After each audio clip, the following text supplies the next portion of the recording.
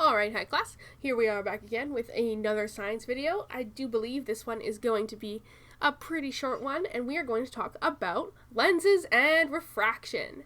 So refraction is like reflection's cousin. It's a very similar concept, but it's a little bit different.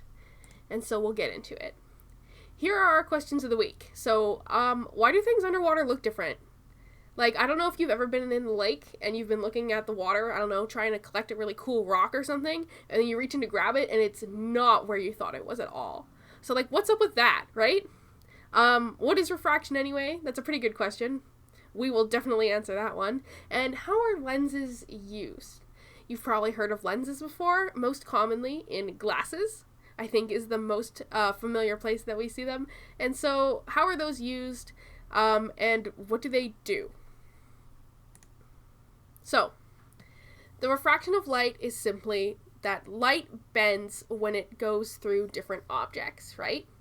Light has a speed. It travels at a very fast speed, but it does have a speed. And the speed of light that we're very common with, or that we are commonly working with, is the speed of light through air. But sometimes light isn't going through the air. To get to our eyes, sometimes light has to travel through glass. Sometimes light has to travel through water. And when it travels through these different materials, these different transparent materials that allow light to be transmitted, sometimes it bends because its speed is changed. You can think about it as a bunch of students walking down a path. Maybe they're 3 across, walking all in a line, and some of them hit some mud. But they don't all hit the mud at the same time. The ones that hit the mud first are going to slow down, and then that line is not going to look as orderly as it was before. And the same thing happens with light. A light beam hits something that's going to slow it down, like water, and then the part of the light beam that hits it first slows down first, and that's how light begins to bend. And sometimes this happens for useless reasons, accidentally, like a straw or a pencil in a glass. But sometimes we're doing it intentionally, like when we use prisms in order to see a rainbow. When white light that encompasses the visual spectrum is hitting a glass prism, which is slowing that light down, and bending that light at different rates, right? Red light is slower than violet light, just a little bit slower, but it is slower. And so when these lights, when these different light rays are bent, they're bent at different rates. You can see here, or you will see here, once I get my little laser pointer going, that this violet light is being bent more than this red light here. And that's just due to the fact that they have different speeds. And so this effect that you see with rainbows or with prisms is what we call dispersion, which basically just means when white light is separated into all of its different colors through refraction. Alright, so when a light ray moves from air into a denser material, so that means something that's thicker than air, so water or glass most commonly, it bends towards the normal. And I'll show you what this looks like in a second, but it's easy to think of it as just it bends in. And when the opposite happens, maybe the light ray gets through the glass and it's back into the air again, it bends away from the normal. So it bends out, and I will show you a diagram of this in a second.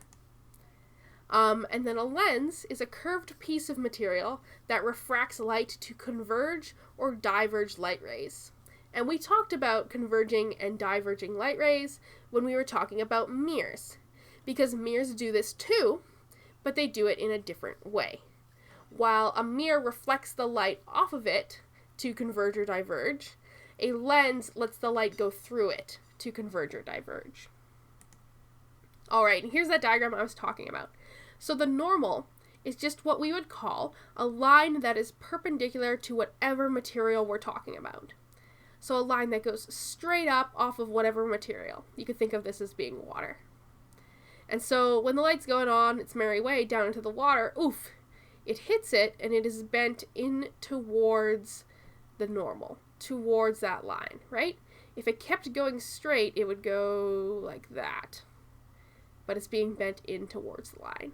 And then if we pretend these arrows are reversed, so the light's traveling through water, blah, blah, blah, blah, blah, oh, it hits the air again, right? Then it's being bent away from the normal. So we could see that if it's going this way, it would continue like this, but instead it's free, it's in the air, and it gets bent away. And then the incident ray is just what we call sort of that initial light beam. And then we have the angle of refraction and the angle of incidence. We're not going to be doing any protractor math with these, but it's still good terminology to know. The angle of incidence is that angle between the light ray and the normal before it is refracted, and then the angle of refraction is the angle between the normal and the light ray after it has been refracted. Alright, we're going to talk about some different types of lenses now. So a concave lens are thinner in the middle than at the edges. And the light rays that pass through a concave lens diverge. Now this is the opposite of a mirror, I do believe. If this was a concave mirror, our lenses would converge onto a point, but because instead of being bounced off these surfaces, they are being passed through and refracted, it is the opposite. So the light ray comes here, it gets bent out, this one in the middle stays in the middle, and then this one going through here is bent out as well. And you might be asking, like, doesn't all glass refract light a little bit, Miss Miller, because it's thicker than air? And the answer is yes, but we can manipulate the type of material and the thickness of it to either get more or less refraction. So that's what we're doing with lenses.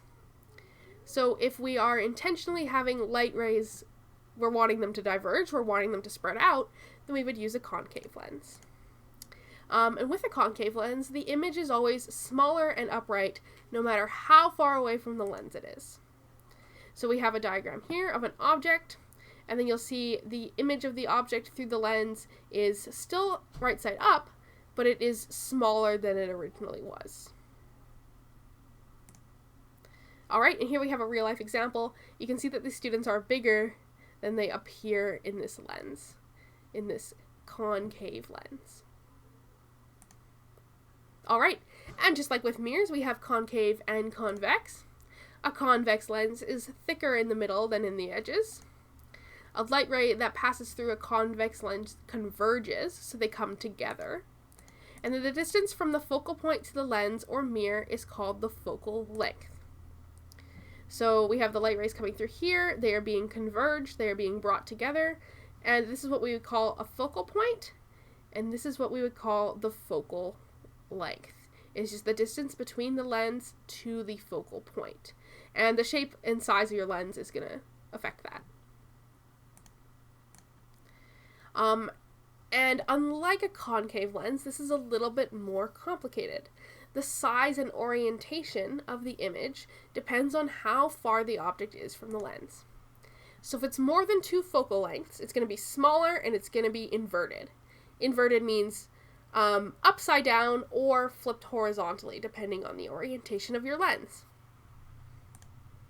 Between 1 and 2 focal lengths, it is going to be larger, but it's still going to be upside down or flipped horizontally. It's still going to be inverted.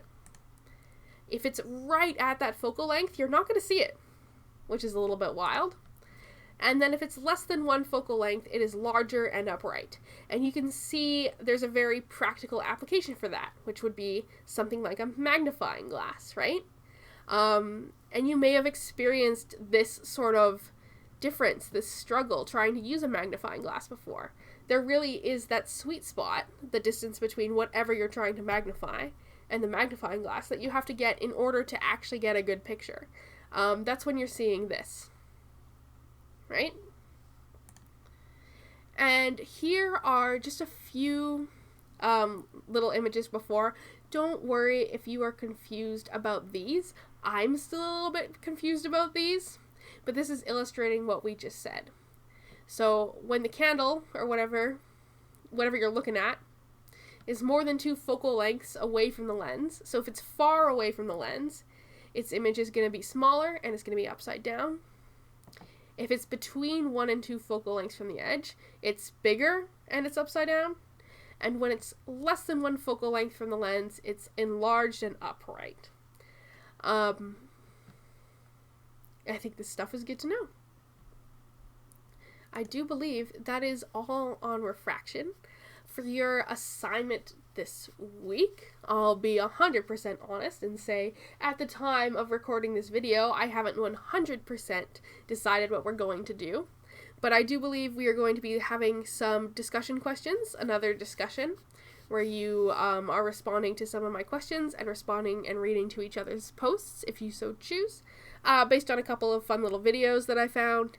And then I do believe we are doing an experiment similar to that very first shadow experiment in your science assignment this week. So it should be fun. All right, goodbye.